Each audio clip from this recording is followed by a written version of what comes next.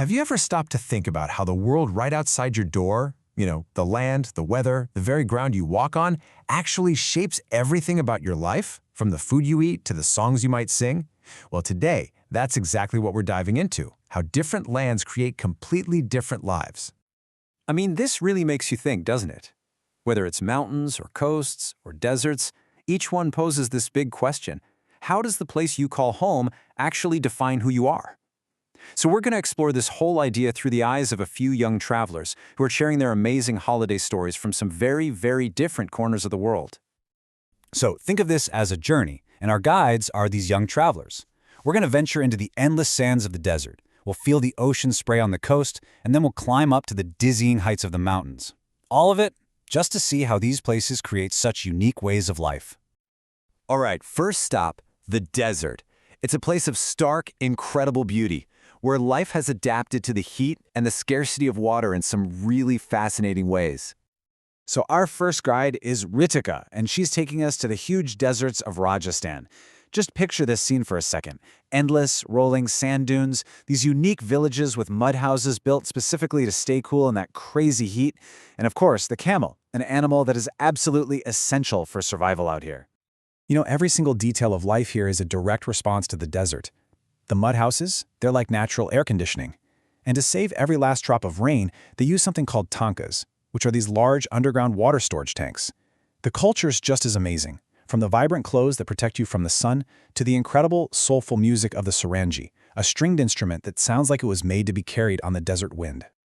And this really gets to the heart of it all. In a land with very few roads and just vast, empty distances, the camel isn't just an animal. No way. It's your transportation, it's your key to survival. It truly is the ship of the desert. Okay, so let's journey from that dry, arid desert to a completely different world. We're heading to the coast now, leaving all that sand behind for a life that's shaped not by a lack of water, but by the sheer abundance and rhythm of the ocean. So here, we're going to meet Chandni, who's telling us all about her trip to Puri in Odisha, and this is a place where life is completely 100% intertwined with the sea. Out here, the ocean calls the shots. The daily livelihood, well, that depends on fishermen heading out to sea. Culture is expressed right there on the beach with this incredible, intricate sand art.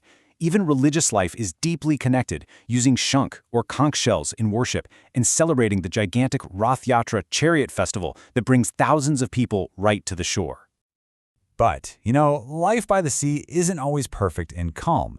It comes with some massive challenges, like powerful winds and absolutely devastating cyclones. But the adaptation here isn't just cultural, it's about survival. In fact, places like Odisha have become world leaders in preparing for cyclones, using early warnings to save countless lives. Okay, for our final destination, we're traveling from sea level to way up high, above the clouds. Let's head to the cold, majestic, and, well, often dangerous world of the mountains. Our last guide is Nayan, and he's sharing his diary from a visit to Sikkim, up in the Himalayas. And just look at this landscape. Those steep slopes immediately tell you that life here is built on a totally different axis. It's a vertical one. Living in the mountains, well, that requires a whole new set of adaptations. So instead of camels, you've got the super sturdy yak for travel.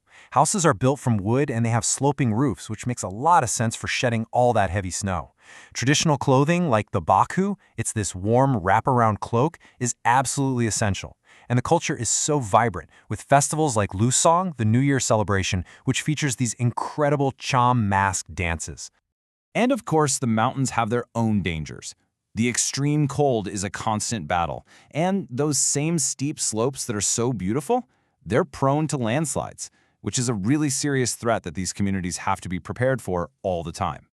And here, when you put them side by side, wow, the contrast couldn't be more clear. On one side, you've got the flat, dry land of the desert with its low, mud houses. And on the other, the steep, green slopes of the mountains with homes literally clinging to the side. Two completely different lands, two completely different ways of building a life. So, up until now, we've pretty much been looking down at the ground. But to really get the full picture, we've got to look up. And this is a really important question. I mean, our environment isn't just the landform, is it? It's everything around us, and that includes the massive sky above our heads. Think about the sun, for example. It's probably the most fundamental influence in our lives. It dictates our days and our nights, it gives us warmth, and it even gives us something as simple and fun as the shadows we use to tell time or to play in. For literally thousands of years, humans have looked to the skies. The sun's intense heat, well, that dictates the entire rhythm of life in the desert. The moon's pull on the ocean, that governs the tides that are so crucial for coastal fishermen. And the stars have been navigation tools for travelers in the mountains for ages. There are calendars, our guides, and the inspiration for countless traditions in every single landscape. It's a great reminder that the world around us truly is full of wonders, from the land we walk on to the vast sky. The connection between our lives and our environment, it's just so deep, it's complex, and honestly, it's pretty awe-inspiring. So as we wrap this up, here's one last thing to think about. The desert, the coast, the mountains, and the sky. They've all shaped our human stories so far.